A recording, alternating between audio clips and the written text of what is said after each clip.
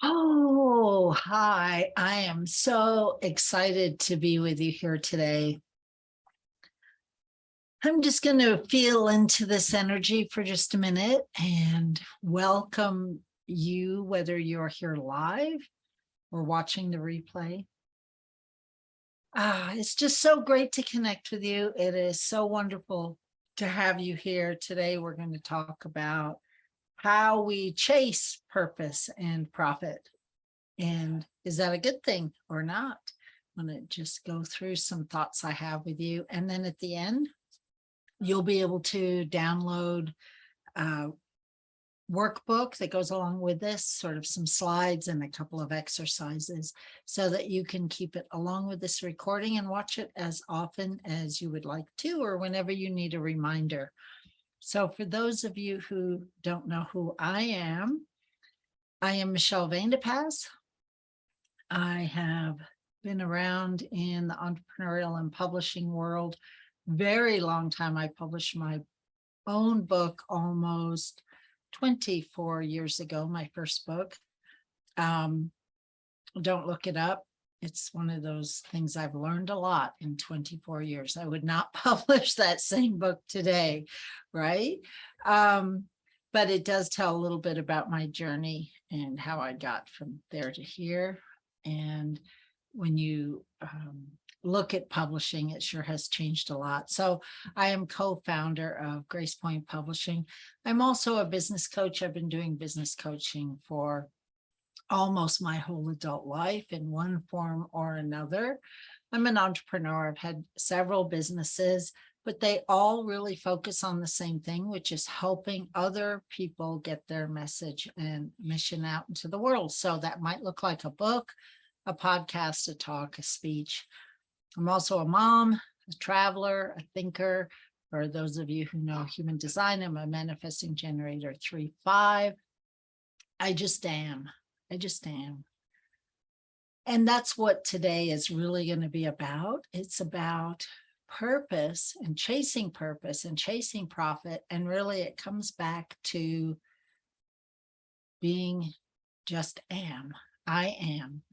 And that is enough, right? That's enough. So what is purpose? Purpose is this elusive thing that's kind of out there somewhere.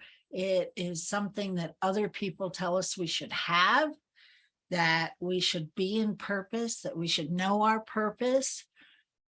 And I got to tell you, for someone who has spent many, many, many years chasing purpose, I've come to the understanding that we already live our purpose, even if we don't know what that is. So let's define what purpose is first. Purpose is not a calling. It's not your passion. It's not what you should be doing in your life. It is just how you interact. So the way that I look at purpose and how I differentiate it, it's how you share your love and your heart with the world. Now, I remember being about 40 years old, about the time that's when I published my first book. So those of you who do that quick math can figure out how old I am. And I was really like, okay, now what? I'm 40. At the time, I didn't have any children. I owned a business and sold a business and had done pretty well. I'd been coaching entrepreneurs. I'd been doing marketing consulting. And it's like, okay, now what? And I started chasing purpose. I started feeling into, I must have a purpose. I must have a bigger purpose. There must be something I'm supposed to do in this world. I really wanted the bolt of lightning to come down, hit me on the head and go, there it is, your life purpose. And it just doesn't work that way. So I spent many years journaling, exploring, taking courses, doing quizzes. This is back before there were online quizzes, right? You had to go to the library or bookstore and actually buy the book or check out the book. I did a lot of exploration about who was teaching purpose and what purpose was and how to be in purpose and how you knew what your purpose was. And did we have a preordained purpose? And all these years later, I really just sink even further and further into the knowingness that all of us are already living our purpose. We're alive. We're in purpose. We are here on the planet, sharing our heart, sharing our love, being who we are meant to be. Now, we may have conditioning. We may have unresolved trauma. We may have a lot of obligations. We may be overly stressed. We may be ill. There may be all kinds of outside things that stop us from living wholly, that stop us from expressing who we are the most authentically or the most open-heartedly. But those are all things that can be uncovered. Those are things that we can work internally to help express who we are at a deeper level when we're ready, if we're ready, when we want to.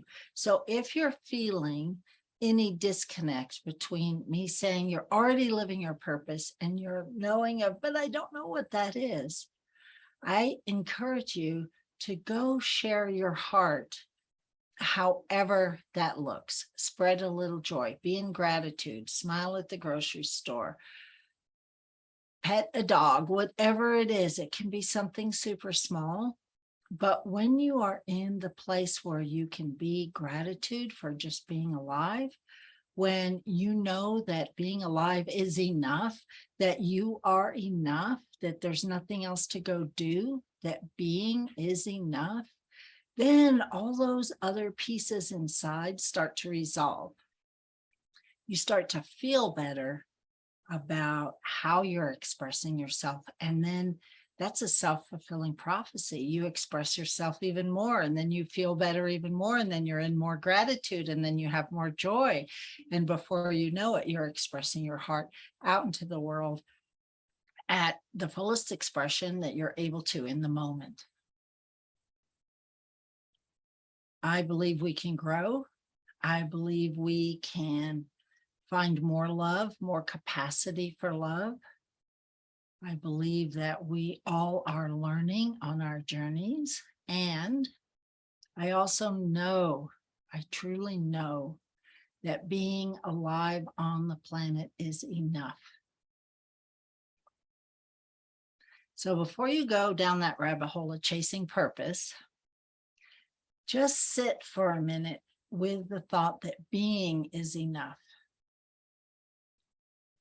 And that if you have some inkling that you want to be of service, or you want to give back, or you have something to say or something to share, we're going to look at that in just a minute. And I'm going to call that your calling. But chasing purpose doesn't give you more of a reason to live. You've got to just have that inside. Now, go do whatever you need to do to help release conditioning, to help resolve your trauma, to be in a healthy body as much as you can be, to do all those external things that will help you be in touch with your own heart. And purpose is a very heart-driven exercise of being with yourself. It's not about doing. It's not about passions. It's not about your calling or your vision for your life or writing your book or being up on stage. It may turn into those things, but first just be.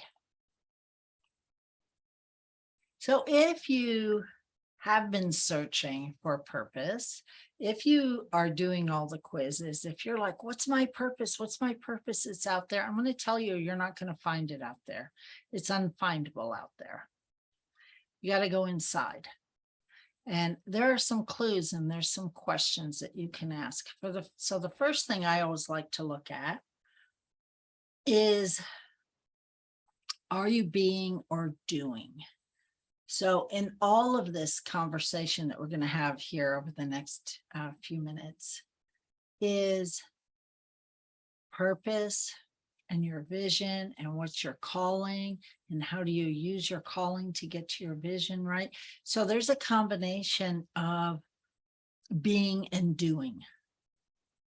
It is integrating the mind and the heart to make all of this work. And then for those of you who want profit, right? Because my expertise is working with people who want to make money at their calling. And so I'm going to talk about that as well. But the first thing we have to look at is, are you being? You have to be first. You have to be okay with who you are. The more you're okay with who you are, the more you will express who you are, and the easier the doing will become. We are all so conditioned to do the doing part the way someone else wants us to. So here's an example, right? We all go through this. I'm going to a mastermind next week and I'm all freaked out because I'm looking at the photos of the other women that are going to be there and they're all dressed up in fancy clothes, like designer clothes. And I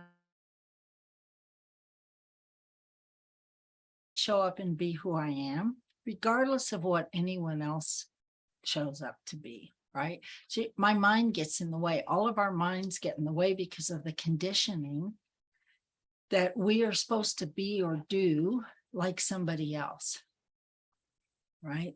So I choose to spend my money on other things rather than designer clothes. That I have a few pieces, but it's just a choice, right? It's a choice of how I choose to express myself.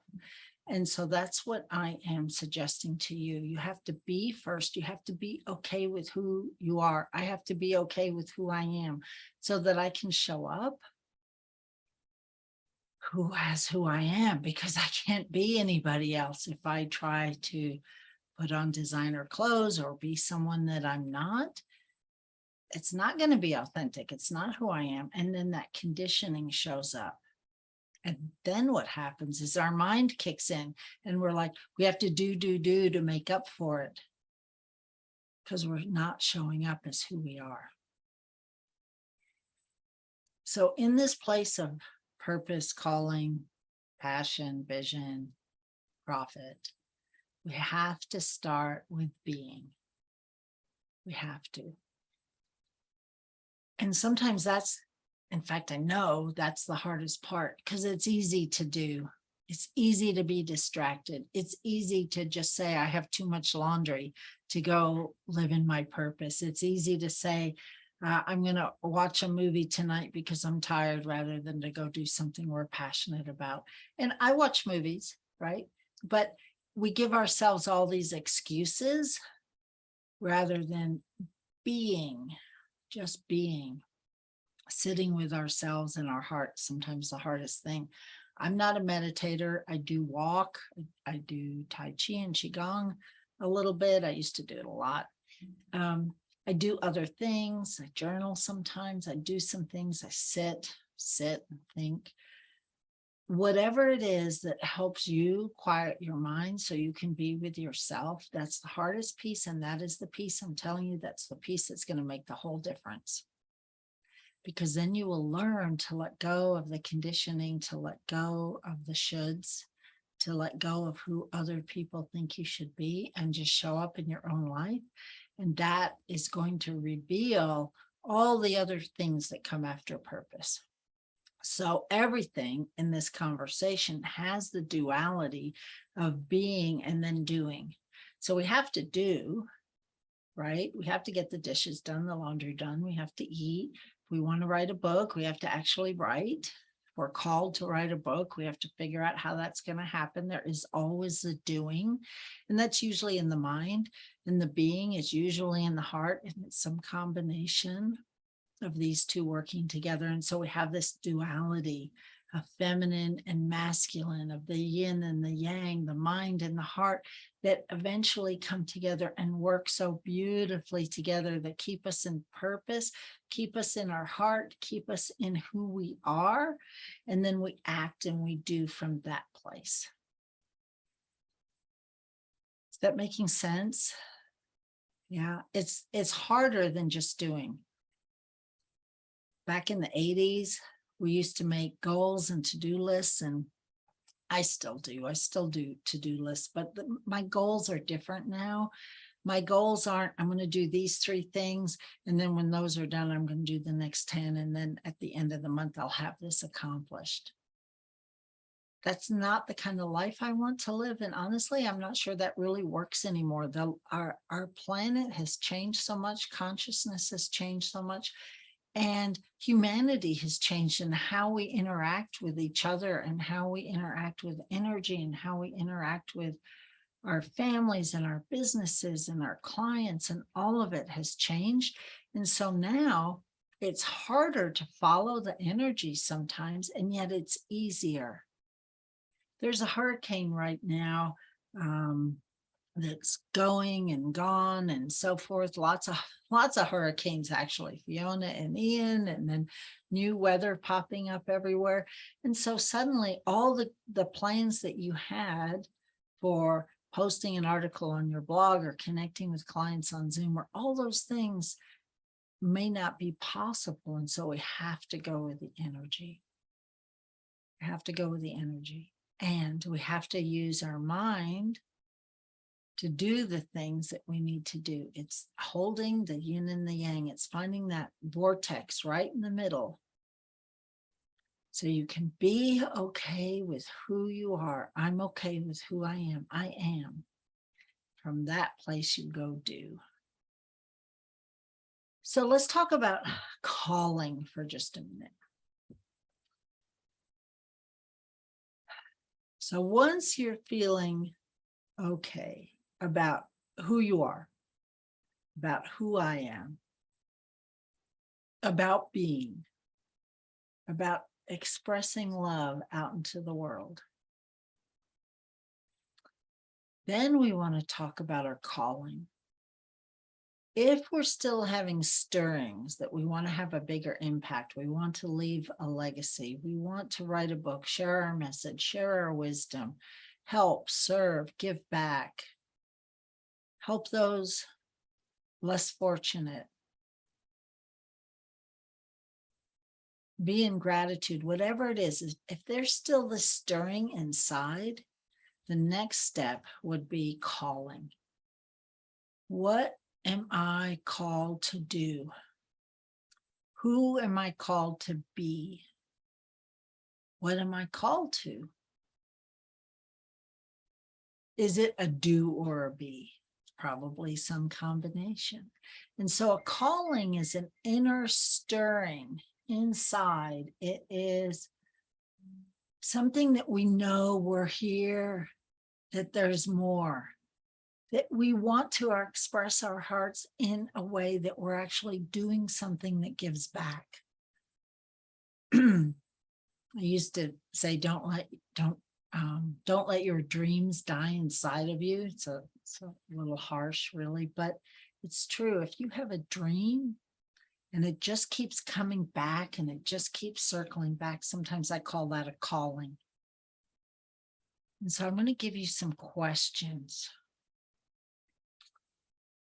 Who am I called to serve? Who are you called to serve? So that might be, in my case, I feel really called to work with adults. You may feel called to work with children, the elderly, the dying, the sick, the animals, the planet. You may be called to work with other educators. It can get really niche, right? But start with, if you don't know, if you have like a vague idea, start with, what segment of humanity or the planet do you feel most drawn to? Is it plants, animals, climate change? What is it? Vegan lifestyle, health, wellness, nutrition, adults, children, right? And just, where are you called? What feels better? I love animals, but I'm not called to work with them. You feel the difference? I have 2 dogs and 40 goldfish, and I used to have a cat. I love them, but I'm not called to work with animals as my doing or my being out into the world. So once you've thought about that, and take a minute if you want, just take a minute and write a couple things down. Who are you called to work with?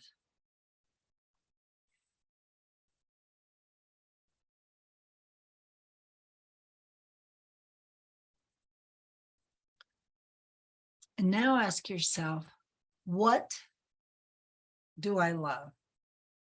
And I'm going to give you this workbook when we're done here.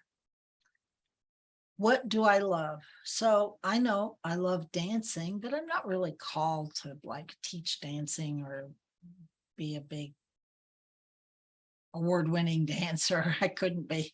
But what do I love? I love coaching. I love teaching. I love learning. I love setting my own schedule. I love walking. I love traveling.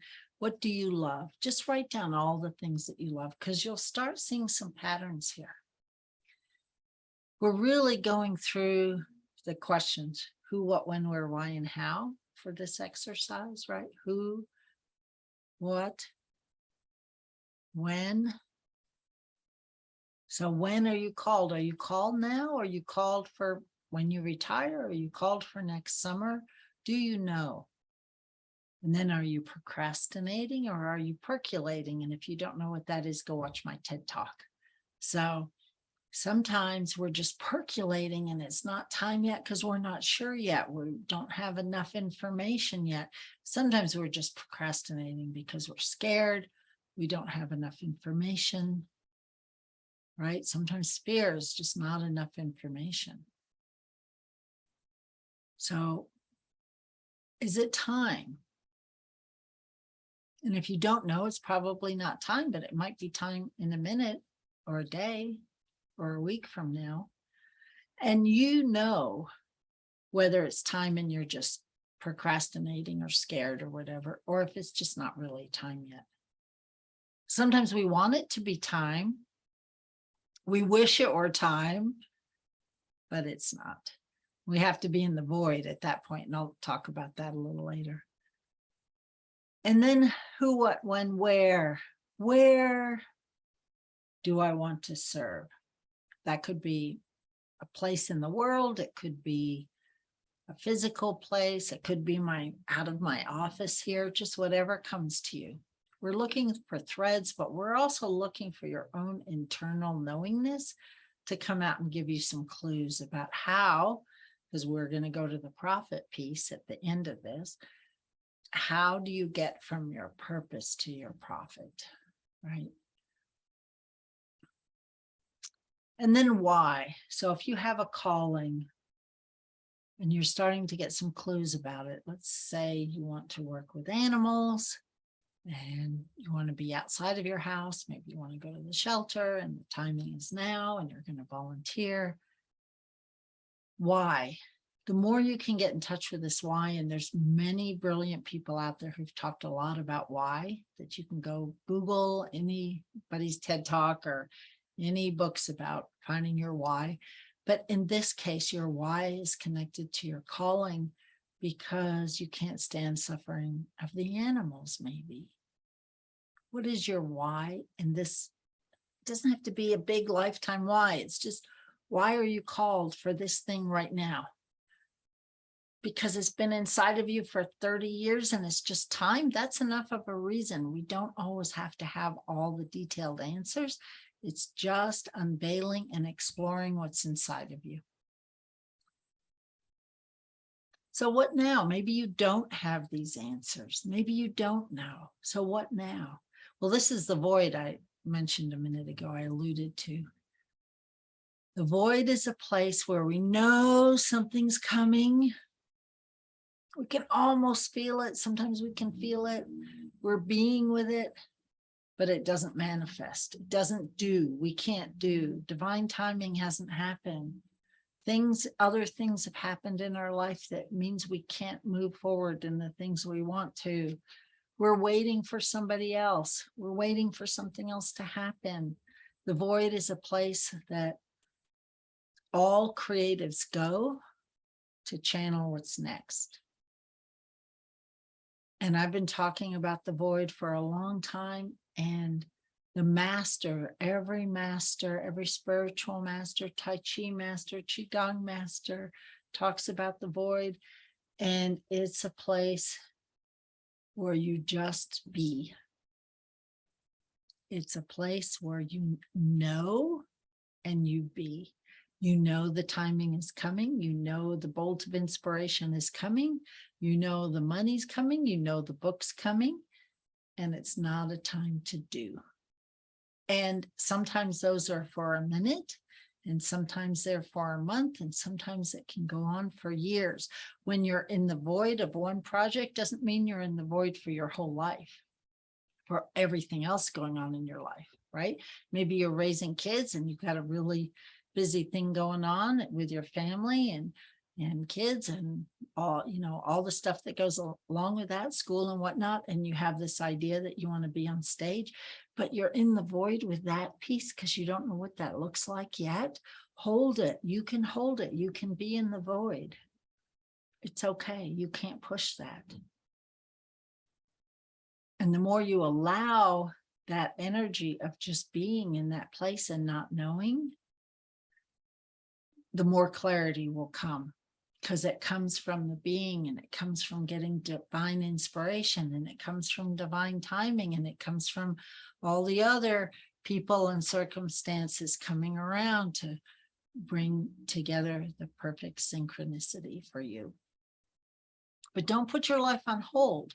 Big difference between holding the void and using it as an excuse, or putting your life on hold, right? So the questions to ask are who, what, when, where, why, and how. You remember that from school. I don't even know if they keep teaching that. And it's always the how that trips us up. We have a calling. We want to share our wisdom. We don't know how. Is it a book? Is it a podcast? Is it talking to the neighbors? Is it volunteering at school? How do we share our wisdom? How? Do I have to blog? Oh, I need a website. Oh my gosh, I don't know how to buy a URL. How do I get a website name? Do I choose Squarespace or Wix or WordPress? We get bogged down in the details of the how. That's always what trips us up. So if you get the who, what, when, where, why, and you allow all of that to just unfold, and you take clues from the universe and you listen to what's going on around you, that how starts to unravel.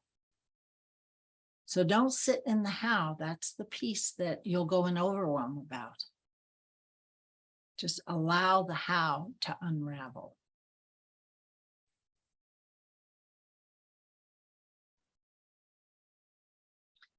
So now I want to move on to the vision. So we've got purpose. We're in our being. We've got a calling. There's something inside that stirs us to give or to be more, because there's something calling us. We can feel it. It's in our heart, or it's something out there. We're not quite sure, but it's a calling. Then we need a vision.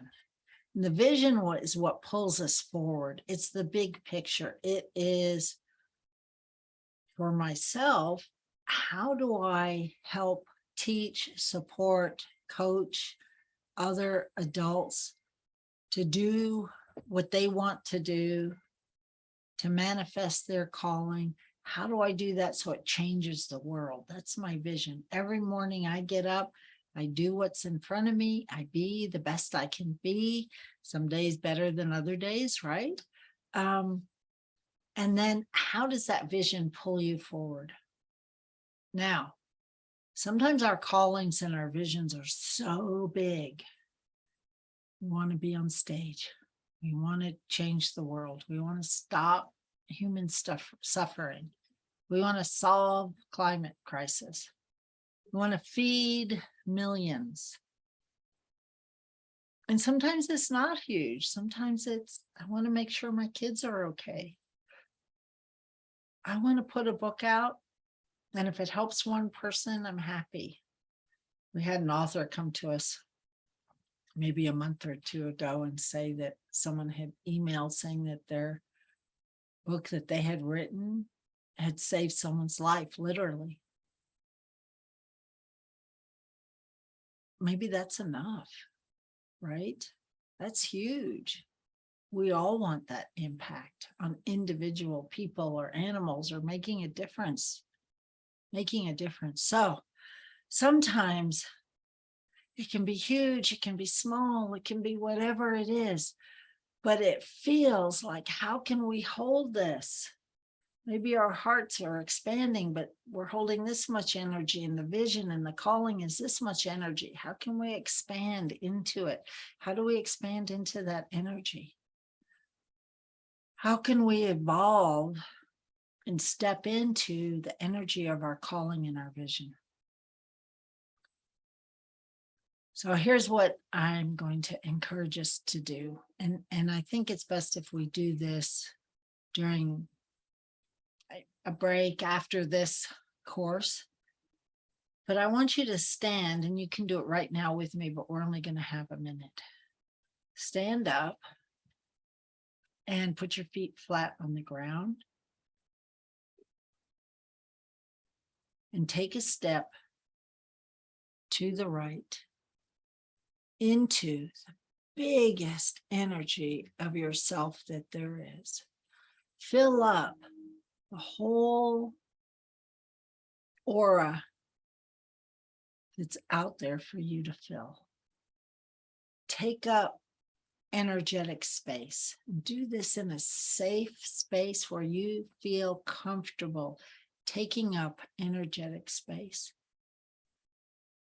And imagine yourself in a parallel universe that's happening right now, where you are already living out the biggest vision and calling that you have.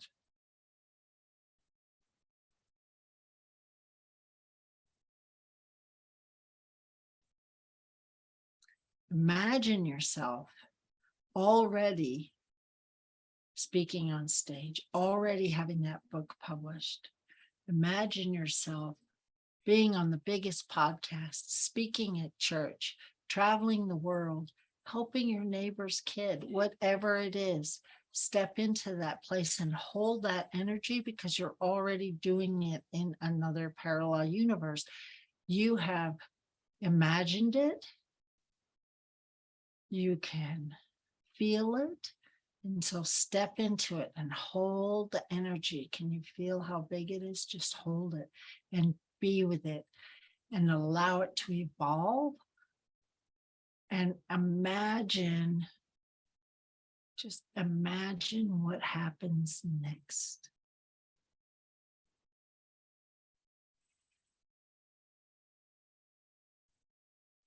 So hold that space, hold that energy. Allow it to evolve, get really, really, really, really, really big. And when you're ready, take a breath.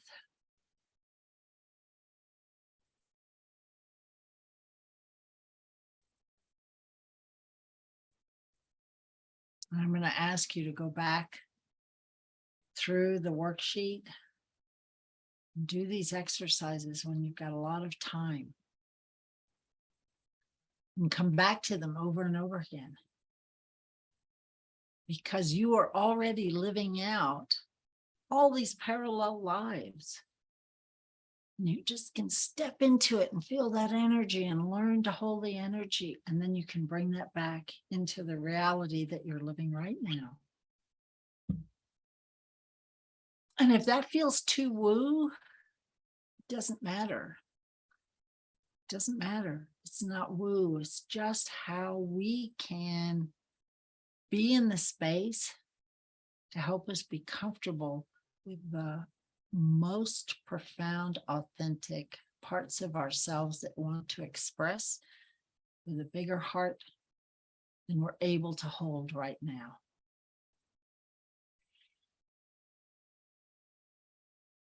So your vision is here. Your purpose is here. Your vision's here. Your calling is how you get to your vision. It's the things that you do. It's a stirring inside And then there are some specific things that you do to get to your vision, right? Through your calling. Often we get stuck. We all get stuck. So maybe you're in the void. Maybe you're in fear. Maybe you're in procrastination. Be honest with yourself. If you are like, oh yeah, this is fear. I get it. I'm scared. I don't know what's next.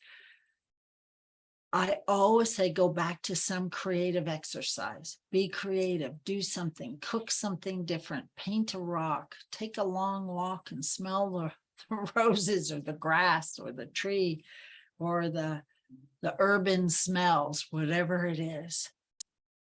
Knit a sweater.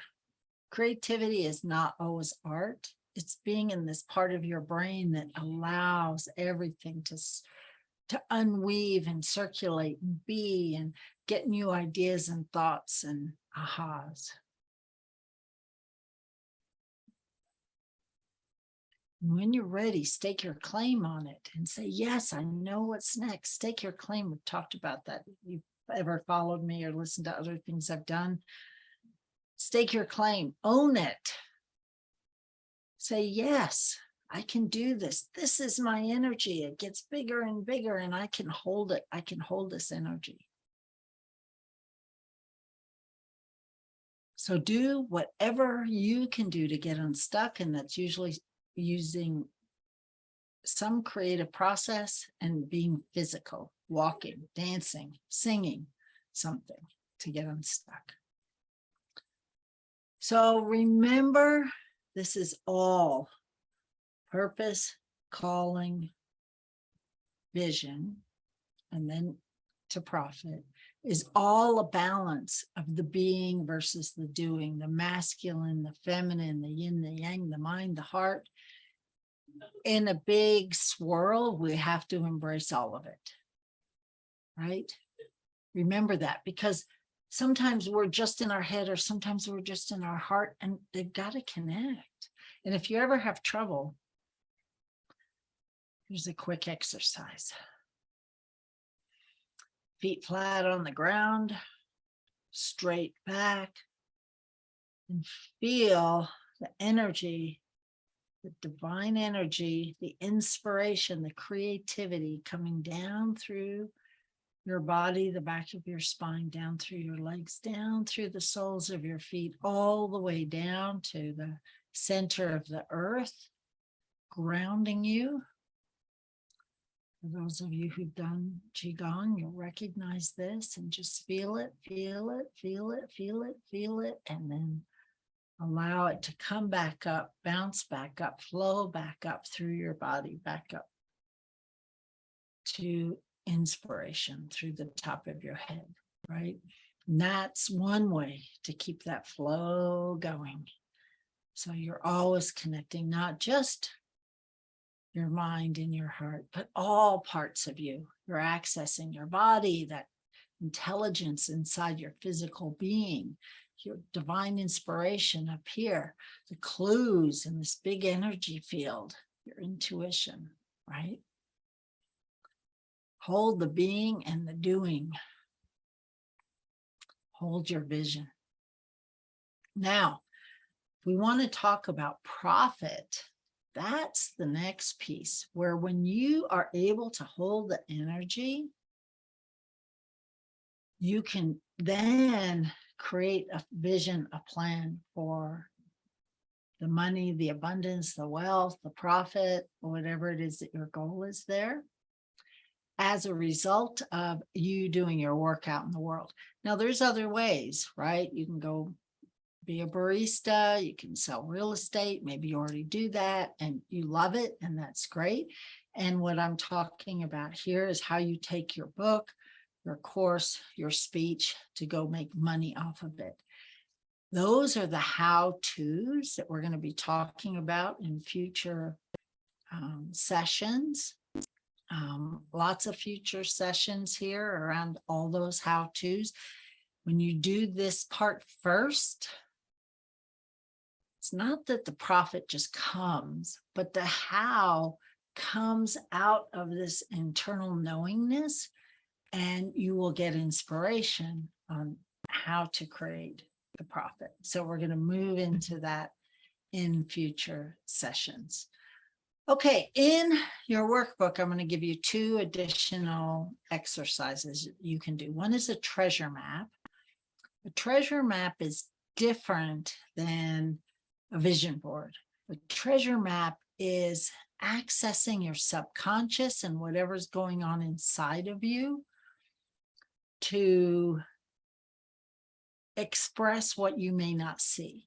So grab some magazines, grab your Pinterest boards, print them out, and then really fast, like in 10 minutes, start tearing out images, tearing out words, and put them on, glue stick them on a board or on a paper or on your wall, I don't care.